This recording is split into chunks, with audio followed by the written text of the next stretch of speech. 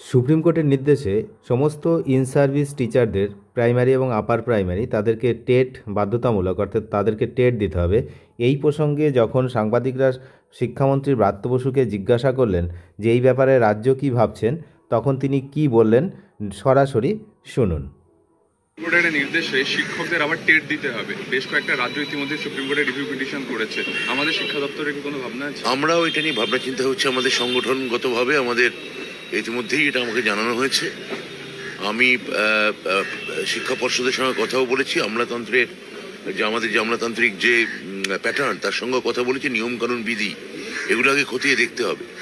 সেক্ষেত্রে আমরা রিভিউ পিটিশনে যাব না, এটাকে মানব না, এটা এটা এটা সরাসরি গ্রহণ করব, কিংবা গ্রহণ করলে কীভাবে অ্যাডাপ্ট করবো, এটা এখনও এই নিয়ে কথা বলার অবস্থায় আমরা এখনও নেই।